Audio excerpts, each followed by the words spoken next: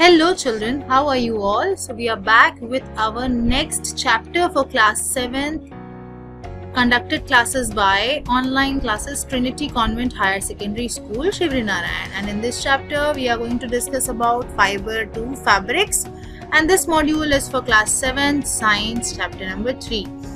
Now ये chapter पढ़ने से पहले हमको ऑलरेडी ये चीज़ जानना ज़रूरी है कि क्लास 6 का जो हम फाइबर एंड फैब्रिक्स पढ़े थे उसमें हमने क्या क्या चीज़ें डिस्कस की थी. So first we will be discussing about what we have learned in class 6 and then specifically इस चैप्टर में हम ये देखेंगे कि वुल का प्रोडक्शन कंप्लीट प्रोसेस में कैसा होता है, फिर सिल्क का प्रोडक्शन कंप्लीट प्रोसेस में क्या होता है. दैट मीन्स बेसिकली ये चैप्टर डील करता है एक plant product that is this animal product that is wool and also animal product that is silk. तो एनिमल प्रोडक्ट और प्लांट प्रोडक्ट में प्लांट प्रोडक्ट हम ऑलरेडी क्लास 6 में डिस्कस कर चुके हैं. क्लास 7 में हम एनिमल प्रोडक्ट को डिटेल में डिस्कस करेंगे. सो उसके पहले हमको ये जानना जरूरी है. Let us recap what we have learned in class 6. That is different types of fibres, that is natural and synthetic fibre, and in natural we had plants and animals. You already know about it.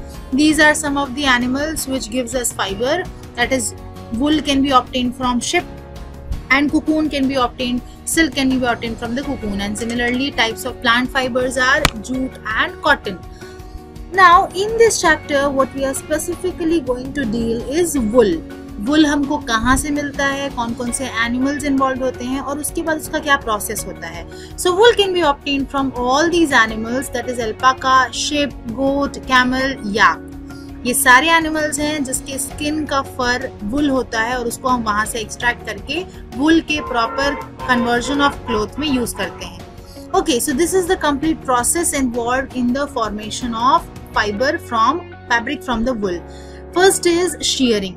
सबसे पहले हम shearing करते हैं. That means wool को हम जानवर के skin से निकाल लेते हैं, फिर scarring करते हैं, फिर sorting करते हैं, removing of burr, dyeing and finally making it into yarn. Yarn बनाने के बाद पतले पतले threads हमको obtain होते हैं, जिस thread को हम एक साथ bind करके knitting करके हम final product that is cloth में convert कर लेते हैं.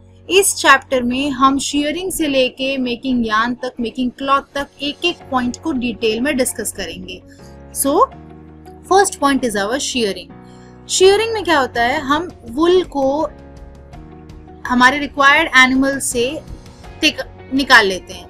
यूजुअली होता क्या है, शेयरिंग से ये चीज जानना बहुत जरूरी है कि वुल निकालने के टाइम पे ये एनिमल को बिल्कुल भी हर्ट नहीं करता है. ये सेम ऐसा होता है जैसे हम अपने बाल कटवाते हैं. when we cut our hairs, do we feel pain? No. Similarly, these animals from which we are obtaining wool, it is not painful for them because we are just taking out the extra hairs from their body. This is removal of wool from the sheep is called shearing. It can be done manually with large razors or it can also be done with machines. Usually ये hot seasons में किया जाता है क्योंकि hot seasons में उनको भी गर्मी लगती रहती है. So we just take out the skin and that's taking out the wool from the sheep is called shearing. The next point is our scarring. जो हम जिस वुल को निकाल लिए रहते हैं उस वुल को प्रॉपरली धोना भी जरूरी है क्योंकि उसमें बहुत डर्ट होगा, डस्ट होगा, ग्रीस होगा. All those things are removed and this process of removing all this dirt, grease and dust is known as scarring.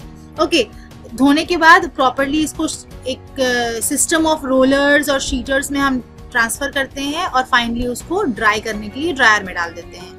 Next point is our sorting. Sort मतलब बहुत सारे, बेसिकली हमारे पास जो हेयर्स होते हैं वो बहुत अलग अलग टेक्सचर्स के हेयर्स होते हैं, तो उसको हम अलग अलग करके डिफरेंट टाइप्स ऑफ हेयर्स को हम डिफरेंशिएट कर लेते हैं. That is known as sorting. मतलब हम सॉर्ट आउट कर रहे हैं हमारे रिक्वायरमेंट का हेयर कौन सा है और अलग अलग टेक्सचर्स के हेयर को अलग अलग में सॉर्ट करना.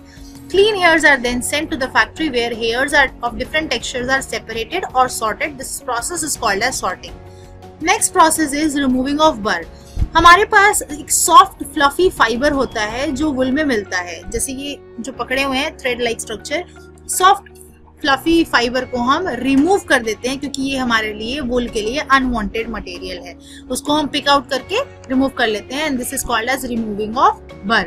Next one is dyeing. Dyeing means basically हमारा जो वुल होता है या तो वो व्हाइट या ग्रेइश, ब्लैकिश या ब्राउन कलर का होता है, बट हमको तो वुल बहुत सारे कलर्स में मिलता है, multi colour. So we are specifically dyeing the wool according to our need. So this is called as dyeing. Next process is making yarns. एक बार जब वो डाई हो जाता है तो उसके बाद हम उसको कंबाइन करके स्ट्रेटन करके थिन थिन थ्रेड्स में कन्वर्ट करते हैं and after spinning of the wool either it is woven और knitted and this is known as conversion of wool into yarn. And उसके बाद हम इसकी प्रॉपर रोल्स बना लेते हैं और इस रोल से आपने देखा होगा आपकी मम्मियाँ ठंडी के टाइम पे इसको कन्वर्ट करती हैं बहुत ही ब्यूटीफुल स्वेटर्स में। So this is the complete process of converting our wool from animals to the process of making yarn. Hope you would have understood this. In our next module, we are going to discuss the same series of process for silk. Thank you.